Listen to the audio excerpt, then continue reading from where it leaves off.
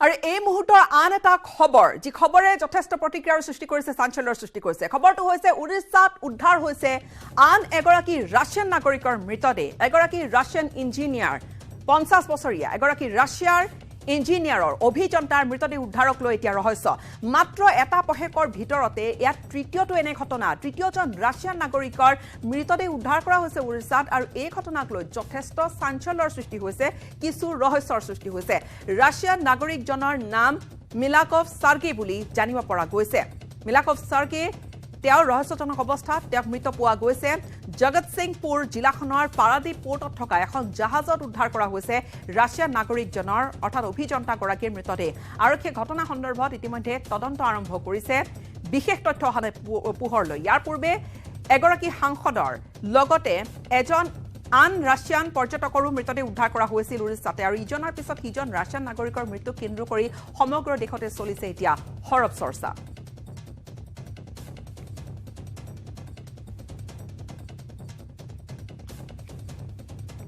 আৰু এই মুহূৰ্তত মই উৰিষ্যাৰ পৰা সংযুক্ত হৈছো সতীৰ্থ সত্যজিৎ সেনাপতিৰ সৈতে তেখেতে জনাব আমাক সবিশেষ Satyajit can you just take us through the incident exactly where this incident happened and this whole significance because this is a third such incident in just a fortnight's time what is the police suggesting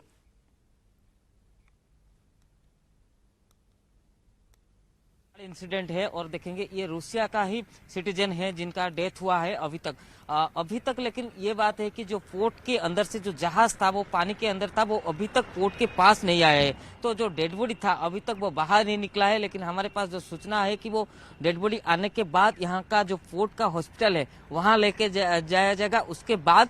इसके पास में कुजंग का hospital है जहाँ पर उनका postmortem किया जाएगा ये है 4 नंबर गेट पारादीप पोर्ट के 4 नंबर गेट जहाँ से ही निकलेगा डेड बॉडी लेकिन अभी तक सुबह से ये घटना सामने आई है लेकिन अभी तक ऐसा कुछ भी मतलब ये डेड बॉडी नहीं आया कुछ काम नहीं हो पाया क्योंकि ये जो पोर्ट का जो क्राइटेरिया है उसी हिसाब से काम हो रहा है और जो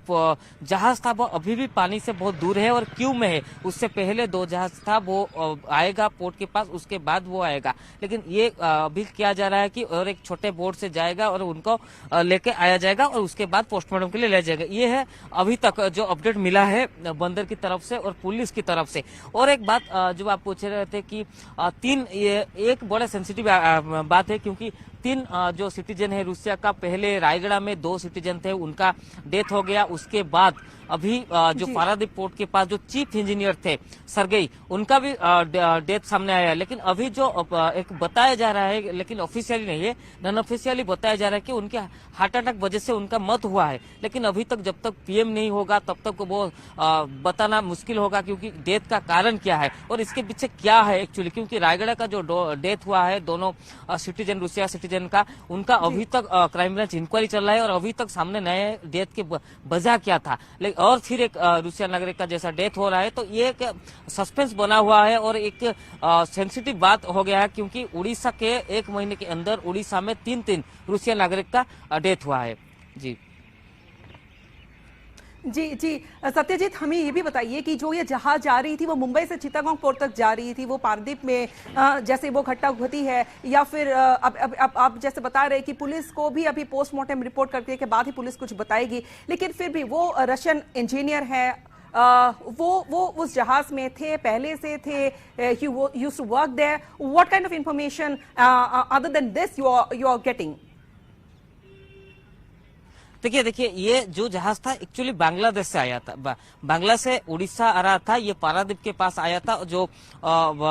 यहाँ से माल लेके वो मुंबई जा रहा था और उसके बाद उसका फिर जो डेस्टिनेशन वो रूट बनाया जाएगा और जहाँ जाना था लेकिन ये बांग्लादेश से आ रहा था उड़ीसा आज सुबह से पहले वो पोर्ट के पास लगना था लेकिन थोड़ा सा देरी हो गया और जो क्यू में चला गया क्योंकि उससे पहले 2 जहाज थे वो नहीं आए थे पोर्ट की तरफ से तो इसलिए वो क्यू में चलेगा लेकिन इसी वक्त इंसिडेंट सामने आई पहले जब घटना सामने आई तो पोर्ट का जो हॉस्पिटल है उसमें जो डॉक्टर है उनका जो टीम है उनको बुलाया गया वो बोट में गए और जहाज के पास पहुंचे तो वो जो देखे कि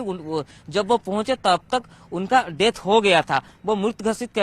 कर दिए गए थे। तो फिर एक्चुअली पता नहीं चल रहा है अभी तक जो डेथ की वजह से, क्योंकि सिर्फ एक अंदाजा लगाया जा रहा है कि ये हार्ट अटैक वजह से ये डेथ हो सकता है, लेकिन अभी तक कोई क्लियर आइडेंटिफिकेशन नहीं है, कोई ऑफिशियली कोई नहीं कुछ बोल रहा है कि एक्चुअली डेथ क्या वजह से है। और एक बात है कि 4 जो रूसी सिटीजन थे वो जहाज में थे, वो जहाज का जो कैप्टन थे वो भी रूसी है। तो रूस के 4 जो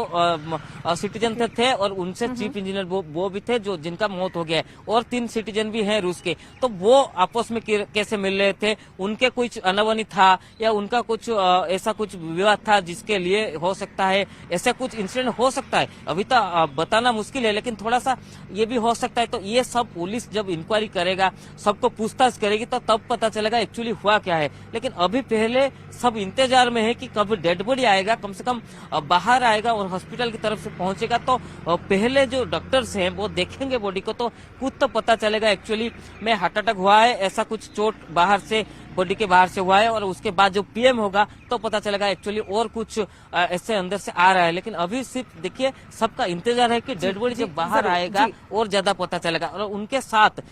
जो क्रू मेंबर थे, दूसरे क्रू मेंबर थे, एक्चुअली वो भी बताएंगे जे उनके साथ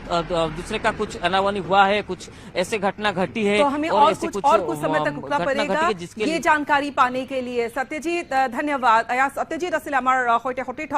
তেওঁ নিউজ 18ৰ সাংবাদিক, আৰু তেওঁ জনাইছে সেই এতিয়া অপেক্ষাত আছে আচলতে সকলো যে সেই মৃতদেহ নচৰদে আহি পাবহি, পোৰ্টৰ পৰা লৈ অনা হ'ব আৰু তাৰ পিছত আচলতে পোষ্টমৰ্টেম কৰা হ'ব, মৰণোত্তৰ পৰীক্ষাৰ পিছতহে পোহৰলৈ আহিব। কিন্তু লক্ষণীয় বিষয়টো এয়া যে এয়া হৈছে 2টা সপ্তাহত, অৰ্থাৎ এটা পষেকৰ সময়ত এই তৃতীয়টো ৰাছিয়ান নাগৰিকৰ মৃত্যুৰ ঘটনা। দুগৰাকী ইতিমধ্যে মৃত্যু সাৱটি লৈছে। উৰিষ্যাত ৰায়গড়ৰ ঘটনা আছিল, 2 সপ্তাহ হোৱাই নাই, পাৰ হোৱাই নাই, আৰু এয়া তৃতীয়টো ঘটনা। এই এটা পষেকৰ ভিতৰতে নিশ্চয়কৈ কিছু আচলতে ভাবিবলগীয়া ঘটনা। আৰু পূৰ্বৰ 2 ঘটনাটো আৰক্ষীয়ে তদন্ত এতিয়া অব্যাহত ৰাখিছে। এই ঘটনাটো কি ধৰণে সংঘটিত হ'ল, নিশ্চয়কৈ আৰক্ষীৰ তদন্ত আৰম্ভ হ'ব পোষ্টমৰ্টেমৰ লগে লগে।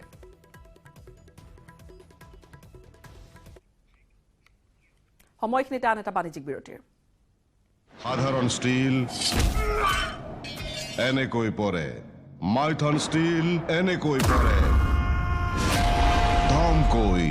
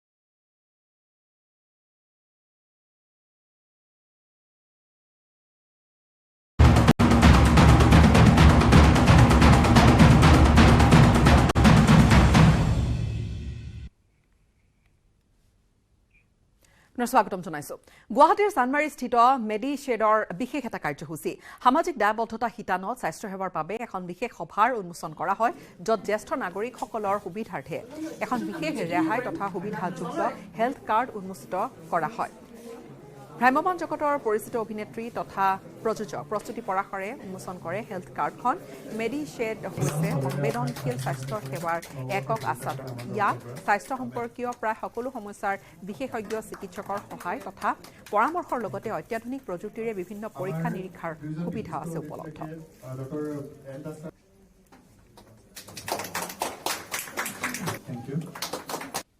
এই অনুষ্ঠানটোত দুখন হেল্থ কাৰ্ড আমি উন্মোচন কৰিলোঁ এই কাৰ্ডখনৰ জৰিয়তে ইয়াত মেডিশ্বেডত অহা জ্যেষ্ঠ নাগৰিকসকলে সকলো ধৰণৰ পঞ্জীয়ন তেওঁলোকৰ বিনামূলীয়া হ'ব বছৰত 4বাৰ ব্লাড চুগাৰ টেষ্ট তেওঁলোকক ফ্ৰীকৈ বিনামূলীয়াকৈ কৰোৱা হ'ব বছৰত 2বাৰকৈ তেওঁলোকে ECG বিনামূলীয়াকৈ কৰিব পাৰিব মেডিশ্বেডৰ আভ্যন্তৰীণভাৱে উপলব্ধ লেবৰেটৰী টেষ্টসমূহত 20% ৰেহাই মূল্যত তেওঁলোকে পাব মেডিশ্বেডত উপলব্ধ সকলো ৰেডিঅ'লজিকেল ইনভেষ্টিগেশ্যনত 10% ৰেহাই পাব ইয়াৰ জৰিয়তে যদি আমি জ্যেষ্ঠ নাগৰিকসকলক অকণমান হ'লেও সকাহ দিব পাৰোঁ তেতিয়াহ'লে আমি নিজকে ধন্য মানিম গ্ৰন্থমেলাৰ খবৰ ষষ্ঠদিনা উখল মাখল অসম গ্ৰন্থমেলাৰ বাকৰি গ্ৰন্থৰ সুবাস বিয়পি পৰিছে গ্ৰন্থৰ সুবাস বিচাৰি বিভিন্ন প্ৰান্তৰ পৰা আহিছে গ্ৰন্থপ্ৰেমী অসম প্ৰকাশন পৰিষদে সদৌ অসম পুথি প্ৰকাশক আৰু বিক্ৰেতা সন্থাৰ সহযোগত 12দিনীয়া কাৰ্যসূচীৰে অনুষ্ঠিত কৰিছে অসম গ্ৰন্থমেলা এই মুহূৰ্তত যদি কওঁ প্ৰায় 50 লক্ষাধিক টকাৰ গ্ৰন্থৰ বিক্ৰী ইতিমধ্যে হৈছে পঞ্চম দিনটোলৈকে আজি ষষ্ঠ দিন পুৱাৰে পৰা দেখা গৈছে যথেষ্ট ভিৰ আৰু সন্ধিয়া হোৱাৰ লগে লগে আৰু অধিক যেন উজ্বলি উঠিছে গ্ৰন্থমেলাৰ বাকৰি এই অসম গ্ৰন্থমেলা গ্ৰন্থৰ সুবাস বিয়পি পৰিছে গ্ৰন্থৰ সুবাস বিচাৰি আহিছে বিভিন্ন ঠাইৰ পৰা বিভিন্নজন বিশেষকৈ যুৱ প্ৰজন্মৰ ধাউতি কিন্তু কমা নাই পঢ়ুৱৈৰ যেন অভাৱ হোৱা নাই আৰু এই গ্ৰন্থমেলাৰ বাকৰিত এই ভিৰেই যেন তাকে প্ৰতিপন্ন কৰিছে যুৱ প্ৰজন্মৰ বিভিন্নজনক দেখা গৈছে যুৱ প্ৰজন্মৰ লোকসকলক দেখা গৈছে আৰু যি সময়ত আসলতে কোৱা যায় যে হাতৰ মুঠিতে কিতাপখনো পঢ়িব পৰা এটা ফেচিলিটি টেকনলজি উপলব্ধ হৈছে মোবাইলৰ জৰিয়তে কিন্তু তাৰ মাজতো আসলতে চাবলৈ গ'লে এই গ্ৰন্থমেলাৰ বাকৰি যথেষ্ট ভিৰ অৰ্থাৎ কিতাপখন হাতত লৈ কিতাপখন চুই পঢ়াৰ যি এটা আমেজ নিজৰ ভালপোৱা সময়খিনি নিজৰ আহৰি সময়খিনি কিতাপখন পঢ়ি পাত লুটিয়াই বিভিন্ন ঠাইলৈ গুচি যোৱা বিভিন্ন কাহিনীৰ মাজত সোমাই পৰা বিভিন্ন তথ্য আহৰণ কৰাৰ যি এটা মাদকতা সেয়া সঁচাকৈ ক'বলৈ গ'লে সুকীয়া আৰু সেই কিতাপখন চুই পঢ়াৰ যি এটা পৰম্পৰা এই গ্ৰন্থমেলাৰ সময়ছোৱাখিনিত আচলতে এই পৰম্পৰা ধৰি ৰাখিবৰ বাবে নতুন নতুন গ্ৰন্থ নিজৰ কালেকশ্যনত আনিবৰ বাবে বিভিন্নজনে এই সময়খিনিৰ বাবে ৰৈ থাকে আৰু গ্ৰন্থৰ সুবাস বিচাৰি তেনেকৈ আজি ষষ্ঠ দিনত বিভিন্নজনে ভিৰ কৰিছেহি গ্ৰন্থপ্ৰেমীৰ ভিৰ ঘটিছে অসম প্ৰকাশন পৰিষদে সদৌ অসম পুথি প্ৰকাশন আৰু বিক্ৰেতা সন্থাৰ সহযোগত 12দিনীয়াকৈ অনুষ্ঠিত কৰিছে অসম গ্ৰন্থমেলা আজি ষষ্ঠ দিন আৰু ষষ্ঠ দিন ইতিমধ্যে আৰম্ভ হৈ গৈছে খদমদম গ্ৰন্থমেলাৰ বাকৰিত আমি এই মুহূৰ্তত সংযুক্ত হৈছো আমাৰ জ্যেষ্ঠ সাংবাদিক বিপুল বৰ্মনৰ সৈতে বিপুল বৰ্মন আজি কি ধৰণৰ ভিৰ দেখিছে আজি ষষ্ঠ দিন অসম গ্ৰন্থমেলাৰ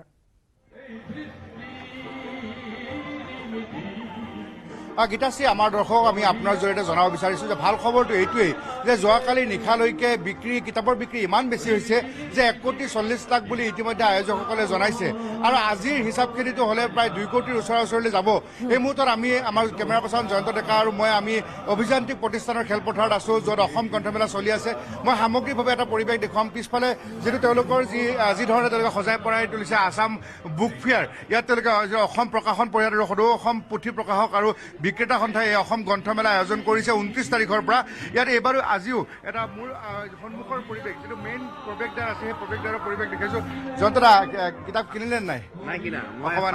আহিছিলে অকণমান ইণ্টাৰভিউ এটা লওঁ আপোনাৰ নতুন বছৰ শুভেচ্ছা জনালোঁ নতুন বছৰ শুভেচ্ছা থাকিল আৰু চাবলৈ আহিছোঁ বুক ফেয়াৰটো আমাৰ এটা গ্ৰন্থমেলাৰ আমাৰ কাৰণে এটা উৎসাহৰ কথা কাৰণ আজিকালি ইণ্টাৰনেট যুগত ইমানখিনি যে মানুহে বিশেষকৈ 1 তাৰিখে যে আহিছে মানুহে পিকনিক নকৰি পিকনিকলৈ নগৈ ফূৰ্তি চূৰ্তি নগৈ যে কিতাপ পঢ়িছে এইটো এটা ভাল লক্ষণ আৰু আপুনি দেখা পাব ইয়াতে যে ডেকা ল'ৰা ছোৱালীবিলাক বেছি ভৰ্তি হৈ আছে তো সেইটো এটা শুভ লক্ষণ কাৰণ কিতাপ পঢ়ালে মানুহৰ ডেভেলপ হয় আৰু আমাৰ সমাজখন আগবাঢ়ে ইণ্টাৰনেট বা যিটো আমি মোবাইলত চাওঁ বা হেৰিত সেইখিনি মানে শ্বৰ্ট ফৰ্মতে হয় সেইখিনি মানে শ্বৰ্টকাট হয় কিন্তু নলেজ নহয় সেইটো জাষ্ট স্পেচিফিকেলি সেইটো মানে এটা টেম্পৰেৰী নলেজ হয় কিন্তু কিতাপ পঢ়িলে বিশেষকৈ পুৰণা ৰাইটাৰ পুৰণা ৰাইটাৰৰ যিখিনি ক্লাছিক্স আছে প্লাছ আমাৰ প্ৰকাশন পৰিষদে যিখিনি ট্ৰেন্সলেট কৰিছে যিখিনি সেইখিনি এটা খুব ভাল শুভ লক্ষণ আৰু ইয়ালৈ আহি পেলাই মই সেইকাৰণে ফূৰ্তি পাইছোঁ। ধন্যবাদ ধন্যবাদ। জয়ন্ত আপোনাক ধন্যবাদ জনাইছোঁ। ধন্যবাদ। আৰু এজন আমাৰ লগত জয়ন্ত যে আছে আপোনাক সুধিছোঁ যে আজি আপুনিও বুক ফেয়াৰলৈ আহিছে, অকণমান নতুন বছৰৰ শুভেচ্ছা জনাইছোঁ আপোনাকো। পোনপ্ৰথমতে আপোনালোকৰ চেনেলৰ জৰিয়তে সমূহ শ্ৰোতা দৰ্শক মণ্ডলীক মই নতুন বছৰৰ আৰু আগন্তুক মাঘ বিহুৰ শুভেচ্ছা জ্ঞাপন কৰিছোঁ। আৰু এনেকুৱা এটা সন্ধিক্ষণত আপোনালোকৰ এই গ্ৰন্থৰ এই উদ্যানত য'ত শব্দ আৰু ভাষাৰ এটা মানে আপোনাৰ মেলা এখন আমি দেখিবলৈ পাইছোঁ। আৰু ইয়াতে আহি পেলাই যথেষ্ট আপ্লুত হৈছোঁ, কাৰণ আমাৰ কলেজীয়া দিনলৈকে মনত পৰিছে, এটা নষ্টালজিক পৰিৱেশৰ কথা মনত পৰিছে। কাৰণ আগতে যিখন জজফিল্ডৰ যিটো পৰিৱেশ আছিলে, উখল মাখল পৰিৱেশ, সেই পৰিৱেশ আজি পুনৰবাৰ আমি চানমাৰীত আজি দেখিছোঁ। ক'ভিডৰ পৰিস্থিতিৰ পিছত আৰু এটা ধুনীয়া সুন্দৰ পৰিস্থিতিত আজি আমি গ্ৰন্থপ্ৰেমীসকলক এনেকৈ এটা দেখি পেলাই লিখক, সমালোচক, গ্ৰন্থ প্ৰণেতা, প্ৰকাশক সকলোকে এই মহাসমুদ্ৰত এই কুম্ভমেলাত লগ পাই যথেষ্ট আনন্দিত হৈছোঁ। আৰু আপোনালোকৰ চেনেলৰ মাধ্যমেদি আশা কৰিছোঁ আগন্তুক দিনত এই যিটো গ্ৰন্থৰ পৰিৱেশ, কিতাপৰ পৰিৱেশ, সাহিত্যৰ পৰিৱেশ যাতে আমাৰ সমাজত বিৰাজমান হৈ থাকে, তাকে কামনা কৰিছোঁ। বিপুল বৰ্মনে খুব ধুনীয়াকৈ কৈছে, শব্দ আৰু ভাষাৰ মেলা বা শব্দ আৰু ভাষাৰ মিল হৈ যি এটা সুন্দৰ পৰিৱেশৰ ইয়াত সৃষ্টি হৈছে। ভিৰ কিন্তু যথেষ্ট হৈছে বিপুল।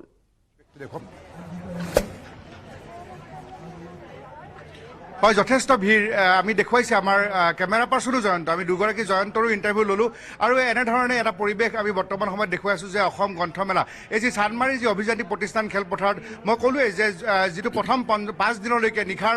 নিশালৈকে 1,40,00,000 টকাৰ গ্ৰন্থ বিক্ৰী হৈছিলে। আপুনি যোৱাকালিও মোক এটা কথা কৈছিলে, হয় আজিৰ এই এটা যি হোৱাটছআপ বা মোবাইলৰ বা এটা বৈজ্ঞানিক যিটো এটা আজিৰ দিনত এনেকুৱা এটা সময়ত আজি এনেধৰণে গ্ৰন্থমেলাত আজি জয়ন্তদা অলপ আগতে ক'লে, তেখেত অইল ইণ্ডিয়া লিমিটেডত চাকৰি কৰে, তেখেতে ক'লে যে আজি এই হোৱাটছআপৰ দিনত 1 জানুৱাৰীৰ দিনাখন মানুহে পিকনিকলৈ গৈছে, তাৰ মাজতো যে গ্ৰন্থপ্ৰেমীয়ে যে এনেধৰণে ভিৰ কৰিছিলে।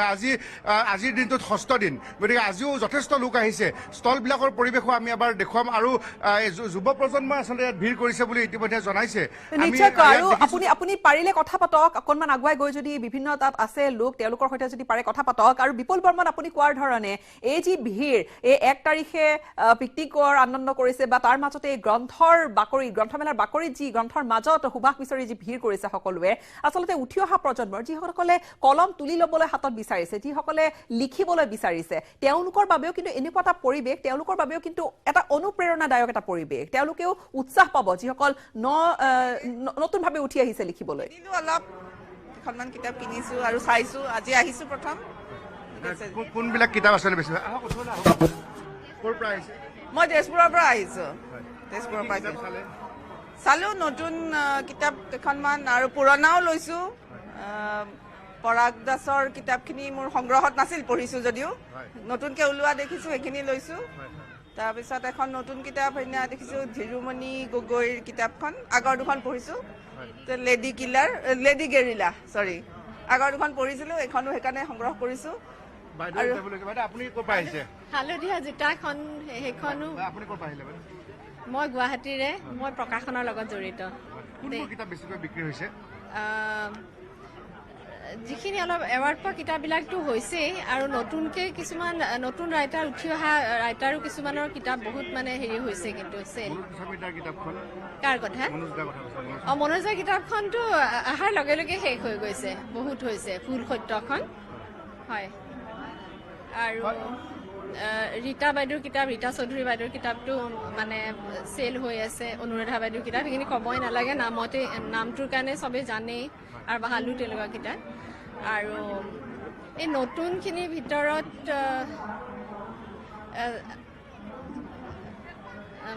কি কয়, শিৱানী বৰাৰ কিতাপখনো অলপ গৈছে। তাৰপিছত ধীৰুমণি গগৈ লেডি গেৰিলাখন পৰহি আহিছে বুক ফেয়াৰত, সেইখন বহুত মানে ৰেছপন্স ভাল পাইছো আমি। ধীৰুমণি গগৈ লেডি গেৰিলাখনে যথেষ্ট এটা গুৰুত্ব পাইছে। সেইখন কিতাপ এটা হটকেক বুলি ক'ব লাগিব, সকলোৱে বিচাৰিছে বুলি কৈছে। যুৱ প্ৰজন্মৰ এগৰাকী লিখক, তেখেত এগৰাকী সাংবাদিক। আৰু ইতিমধ্যে গীতাশ্ৰী, যিসকল আমাৰ পুৰণি যিসকল সাহিত্যিক আমাৰ লেখক আছে, যেনেধৰণে যোৱাকালিও আমি কৈছিলোঁ যে মামণি ৰয়ছম বাইদেউৰ পৰা আৰম্ভ কৰি ৰীতা চৌধুৰী বাইদেউৰ পৰা, আৰু এইবাৰ যিহেতু মনোজ কুমাৰ গোস্বামী ডাঙৰীয়া, তেখেতে আমাৰ এগৰাকী বিশিষ্ট সাংবাদিক, তেখেতৰ যি গ্ৰন্থ, এই গ্ৰন্থসমূহ ৰাইজে যথেষ্ট বিচাৰিছে। আমি আপোনাৰ জৰিয়তে দেখুৱাইছোঁ এই পৰিৱেশ বৰ্তমান সময়ত প্ৰত্যেকটো প্ৰায় 200-250 ষ্টল আছে এই যিটো অসম প্ৰকাশন পৰিষদ সদৌ অসম পুথি প্ৰকাশক আৰু বিক্ৰেতা সন্থাৰ দ্বাৰা এই অসম গ্ৰন্থমেলা আয়োজন কৰা হৈছে খুব সুন্দৰ এক পৰিৱেশ এই পৰিৱেশত অসমৰ বিভিন্ন প্ৰান্তৰ পৰা লোকসকল আহিছে সকলোৱে কিতাপ ক্ৰয় কৰিছে আমি কথা পাতিম কিছু লোকৰ সৈতে বাইদেউ আপুনি কি কি কিতাপ কিনিলে অকণমান জনাওকচোন নিজগৰি কিনিলোঁ মেঘনা চৌধুৰীৰ মনস্বিনীৰ কিনিলোঁ এখন টপ গিয়াৰ আৰু মই মোৰ ডিপাৰ্টমেণ্টৰ কাৰণে একাডেমিক্সৰ কিবা কিবি কিনিলোঁ আৰু দেওধাই অসম বুৰঞ্জী এনেকুৱা ধৰণৰ মিক্স আৰু চব ধৰণৰ কিতাপ কিনিছোঁ গ্ৰন্থমেলা সদায় ভাল লাগে আজি এইবাৰ বুলি কোনো কথা নাই তেনেকুৱা বিশেষ মন নাই কৰা মানুহ সদায় থাকে লিখকৰ আড্ডাও বহে নতুন কিতাপ আৰু তেনেকৈ মন নাই কৰা মই মানে মন নাই কৰা মানে কি আৰু মই কালেক্ট নাই কৰা কিতাপটো বহুত ওলাইছে কিনিব মন যায় কিন্তু টোপোলাটো দাঙিবও পাৰিব লাগিব আচলতে এই ধৰণৰ পৰিৱেশ এটাই বিৰাজমান হৈ আছে এইকেইটা দিন আপুনি কৈছে যে 1 কোটি টকাৰো অধিক কিতাপ বিক্ৰী হৈছে কিতাপৰ টোপোলা তেওঁৰ হাতত যথেষ্ট ডাঙৰ এটা টোপোলা আছে বিপুল বৰ্মন আমি বিদায় ল'ম আপোনাৰ পৰা এই মুহূৰ্তত ধন্যবাদ জ্ঞাপন কৰিছোঁ সঁচাকৈ এই ধৰণৰ এটা পৰিৱেশে কিন্তু যিসকল নতুনকৈ লিখিবলৈ তেওঁলোকৰ মন আছে তেওঁলোকক হাতত কলম তুলি ল'বলৈ তেওঁলোককো কিন্তু উৎসাহিত কৰে গ্ৰন্থমেলাৰ এই এটা ভাল লগা পৰিৱেশে গ্ৰন্থৰ সুবাস চাৰিওফালে বিয়পি পৰিছে আৰু এই যি গ্ৰন্থমেলাৰ পাকৰি অসম গ্ৰন্থমেলাৰ ইয়াত যথেষ্ট ভিৰ আৰু সন্ধিয়া হোৱাৰ লগে লগে ভিৰ আচলতে ক'বলৈ গ'লে লাহে লাহে বাঢ়িবলৈ আৰম্ভ কৰে এইখিনিমান সময়ৰ পৰা আৰু এইবাৰো কোনো ধৰণৰ ব্যতিক্ৰম হোৱা নাই যথেষ্ট ষ্টল আছে প্ৰায় 200খনৰ আশে পাশে ষ্টল আছে যথেষ্ট এটা ভাল লগা পৰিৱেশ গ্ৰন্থমেলাৰ পাকৰিত